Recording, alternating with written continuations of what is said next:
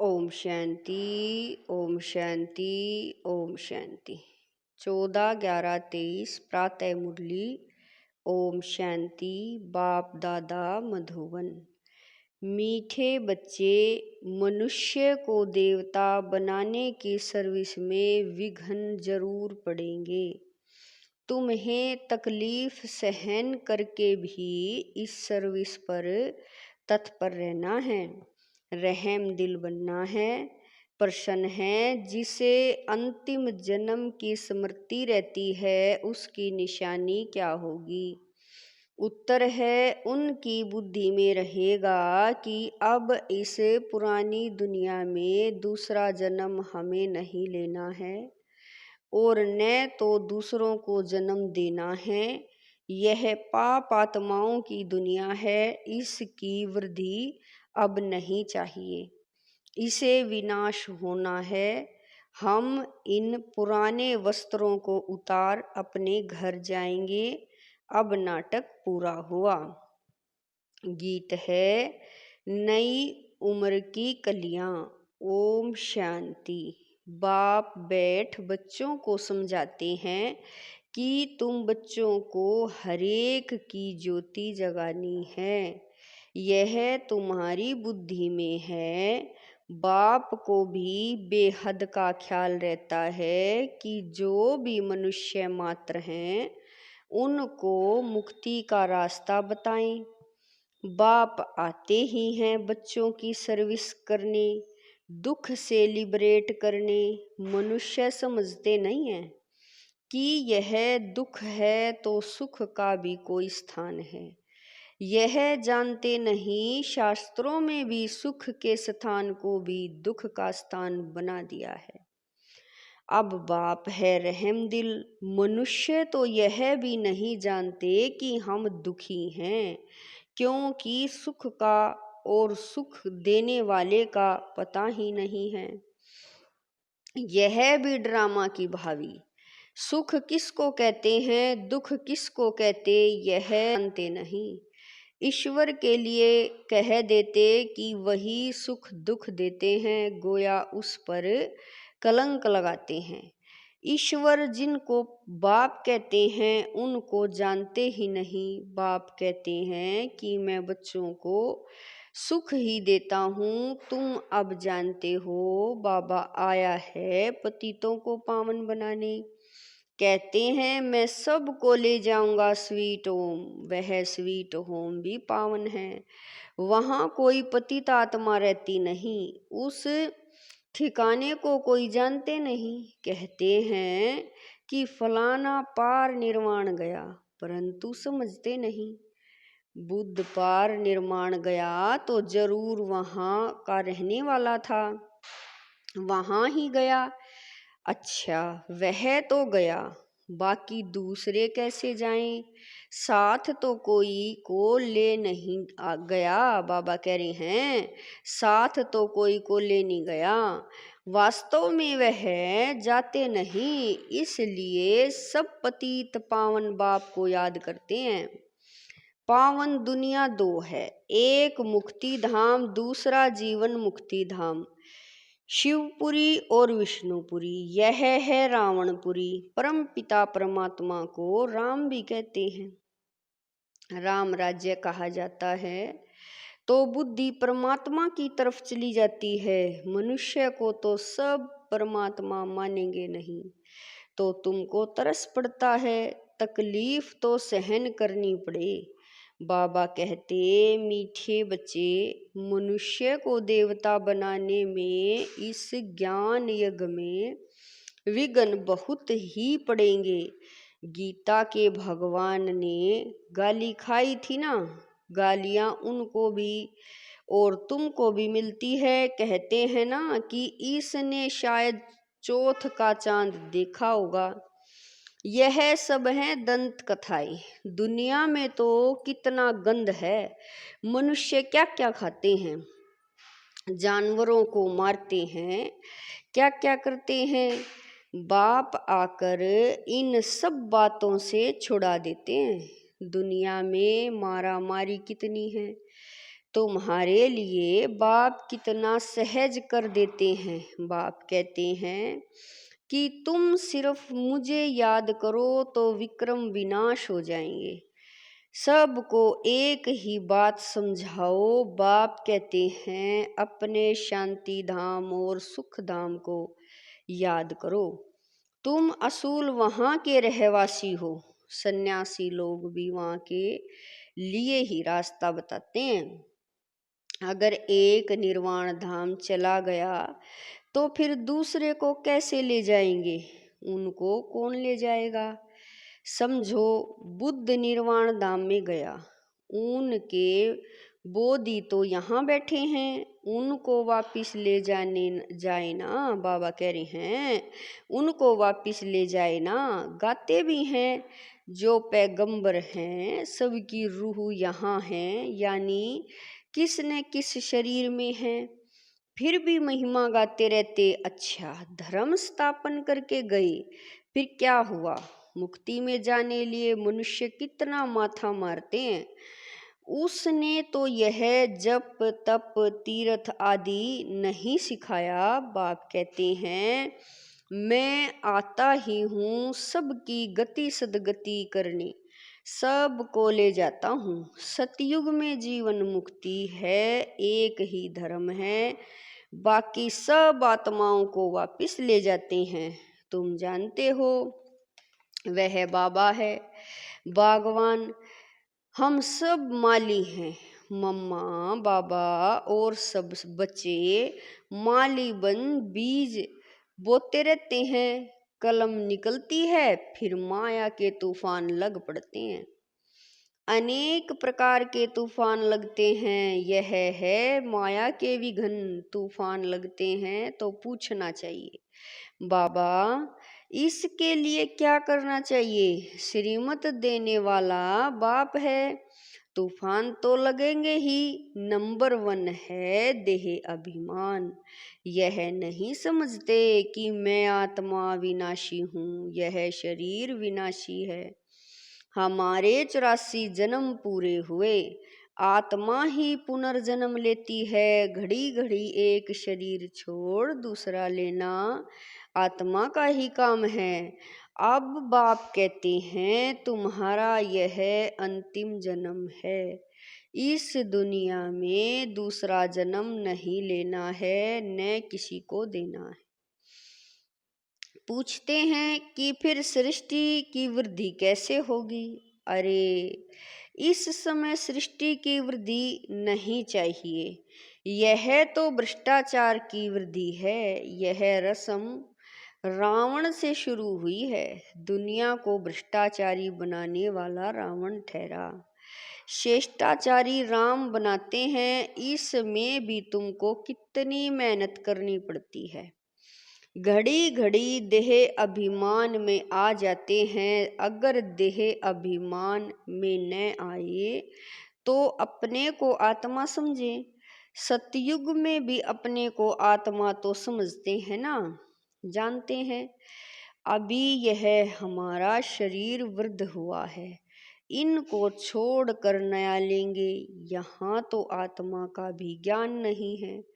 अपने देह, बाबा कह रहे हैं अपने को देह समझ बैठे हैं। इस दुनिया में, इस दुनिया से जाने की दिल उनकी होती है जो दुखी होते हैं।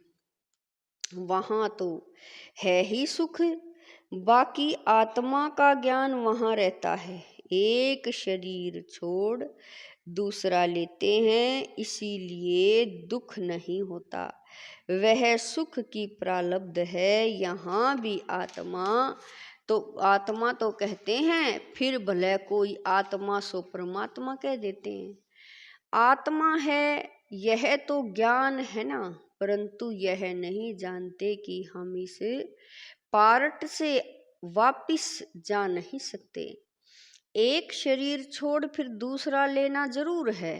पुनर्जन्म तो सब मानेंगे, कर्म तो सब कूटते हैं ना। माया के राज्य में कर्म विक्रम ही बनते हैं, तो कर्म कूटते रहते हैं। वहाँ ऐसे कर्म नहीं जो कूटने पड़े। अब तुम समझते हो कि वापिस जाना है, विनाश होना ही है। बॉम्ब्स की ट्रायल भी ले रहे हैं, गुस्से में आकर फिर ठोक देंगे। यह पावरफुल बॉम्ब्स हैं, गायन भी हैं यूरोपवासी यादव।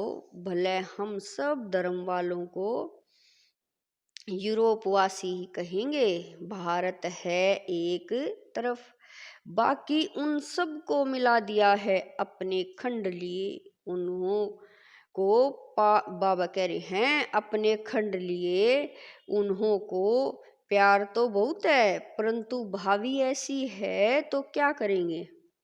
ताकत सारी तुमको बाबा दे रहे हैं, योग बल से तुम राज्य ले रहे हो, तुमको कोई भी तकलीफ नहीं देते हैं। सिर्फ बाप कहते हैं मुझे याद करो, देह अभिमान छोड़ो। कहते हैं कि मैं राम को याद करता हूँ, श्री कृष्ण को याद करता हूँ, तो वे अपने को आत्मा थोड़ा ही समझते हैं।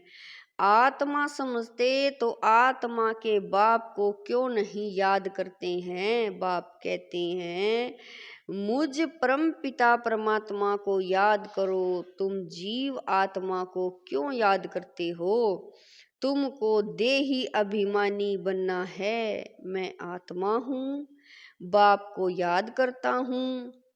बाबा ने फरमान किया है याद करने से विक्रम विनाश होंगे और वर्षा भी बुद्धि में आ जाएगा। बाप और जायदाद अर्थात मुक्ति और जीवन मुक्ति, इसके लिए ही धक्के खाते रहते हैं। यज्ञ तप जप आदि करते रहते हैं, पोप से भी आशीर्वाद लेने जाते हैं। यहाँ बाप सिर्फ कहते हैं कि देह अभिमान छोड़ो, अपने को आत्मा निश्चय करो। यह नाटक अब पूरा हुआ है, हमारे 84 जन्म पूरे हुए हैं, अब जाना है। कितना सहज करके समझाते हैं। गृहस्थ व्यवहार में रहते बुद्धि में यह रखो, जैसे नाटक पूरा होने पर होता है तो समझते हैं कि बाकी 15 मिनट हैं, अभी यह सीन पूरी होगी। एक्टर्स समझते हैं यह, बाबा कह रहे हैं एक्टर्स समझते हैं हम यह कपड़ा उतार घर को जाएंगे, अभी सबको वापिस जाना है। ऐसी ऐसी बातें अपने से करनी चाहिए। कितना समय हमने सुख दुख का पार्ट बजाया यह जानते हैं। अभी बाप कहते हैं कि मुझे याद करो, दुनिया में क्या क्या हो रहा है इन सब को भूल जाओ, यह सब खत्म हो जाने वाले हैं, अब वापिस जाना है। वह समझते हैं कि कलयुग अभी 40,000 वर्ष चलेगा, इसको घोर अंधियारा कहा जाता है। बाप का परिचय नहीं, ज्ञान माना बाप का परिचय, अज्ञान माना नो परिचय, तो गोया घोर अंधियारे में है। अभी तुम घोर सोजरे में हो, नंबरवार पुरुषार्थ अनुसार अब रात पूरी होने वाली है। हम वापिस जाते हैं, आज ब्रह्मा की रात, कल ब्रह्मा का दिन होगा। बदलने में टाइम तो लगेगा ना, तुम जानते हो अब हम मृत्यु लोक में हैं, कल अमर लोक में होंगे, पहले तो वापिस जाना होगा। ऐसे यह 84 जन्मों का चक्र फिरता है, यह फिरना बंद नहीं होता है। बाबा कहते हैं तुम कितनी बार मेरे से मिले होंगे। बच्चे कहते हैं कि अनेक बार मिले हैं, तुम्हारे 84 जन्मों का चक्र पूरा होता है तो सबका हो जाएगा। इसको कहा जाता है ज्ञान। ज्ञान देने वाला है ही ज्ञान सागर, परम पिता परमात्मा पतित पावन। तुम पूछ सकते हो पतित पावन किसको कहा जाता है। भगवान तो निराकार को कहते हैं। बाबा कह रहे हैं तुम पूछ सकते हो पतित पावन किसको कहा जाता है? भगवान तो निराकार को कहा जाता है, फिर तुम रघुपति राघव राजा राम क्यों कहते हो? आत्माओं का बाप तो वह निराकार ही है, समझाने की बड़ी ही युक्ति चाहिए। दिन प्रतिदिन तुम्हारी उन्नति होती रहेगी, क्योंकि गूढ़ ज्ञान मिलता रहता है, समझाने के लिए है सिर्फ अलफ की बात। अलफ को भूले तो आर फन हो गए, दुखी होते रहते हैं। एक द्वारा एक को जानने से तुम 21 जन्म सुखी हो जाते हो। यह है ज्ञान, वह है अज्ञान। जो कह देते परमात्मा सर्वव्यापी है, अरे वह तो बाप है। बाप कहते हैं तुम्हारे अंदर भूत सर्वव्यापी हैं। 5 विकार रूपी रावण सर्वव्यापी है। यह बातें समझानी पड़ती है। हम ईश्वर की गोद में हैं, यह बड़ा भारी नशा होना चाहिए। फिर भविष्य में देवताई गोद में जाएंगे, वहाँ तो सदैव सुख है। शिव बाबा ने हमको एडॉप्ट किया है, उनको याद करना है, अपना भी और दूसरों का भी कल्याण करना है तो राजाई मिलेगी। यह समझने की बड़ी अच्छी बात है। शिव बाबा है निराकार, हम आत्मा भी निराकार हैं। वहाँ हम अशरीरी नंगे रहते हैं। बाबा कह रहे हैं कि वहाँ हम अशरीरी नंगे रहते थे। बाबा तो सदैव अशरीरी ही है। बाबा कभी शरीर रूपी कपड़ा पहन पुनर्जन्म नहीं लेते हैं।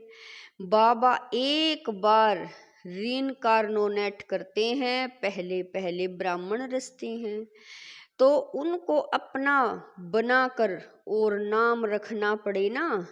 ब्रह्मा नहीं तो ब्राह्मण कहाँ से आए?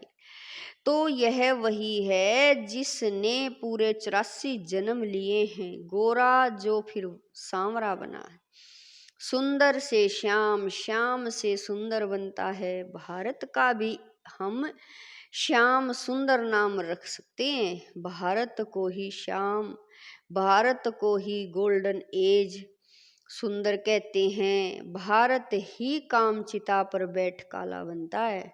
भारत ही ज्ञान चिता पर बैठ गोरा बनता है। भारत में ही माथा मारना पड़ता है। भारतवासी फिर और धर्मों में कन्वर्ट हो गए हैं।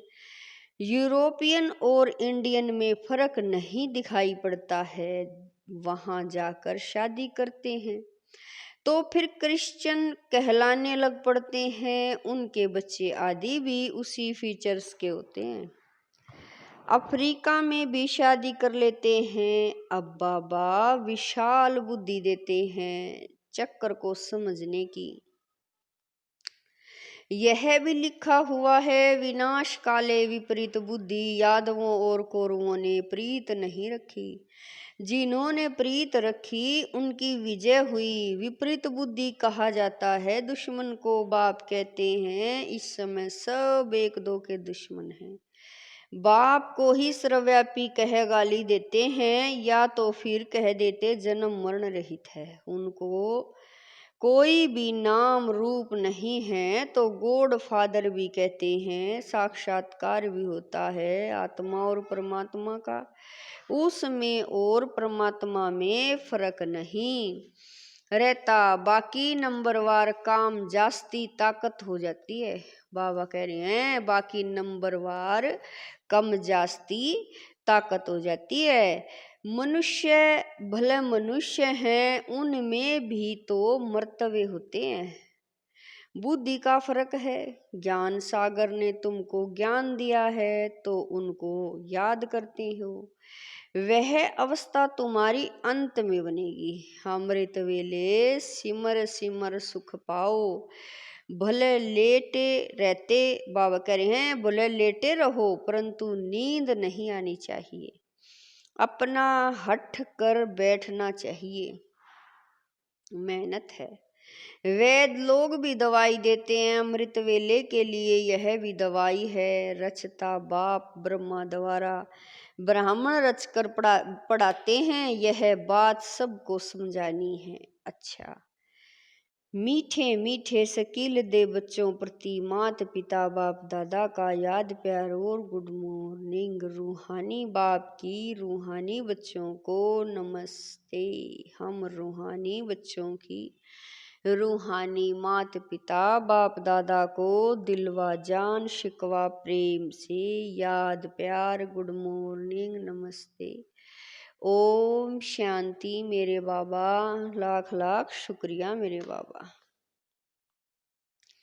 धारणा के लिए मुख्य सार है। नंबर 1, हमने ईश्वर की गोद ली है, फिर देवताई गोद में जाएंगे। इसी रूहानी नशे में रहना है, अपना और दूसरों का कल्याण करना है।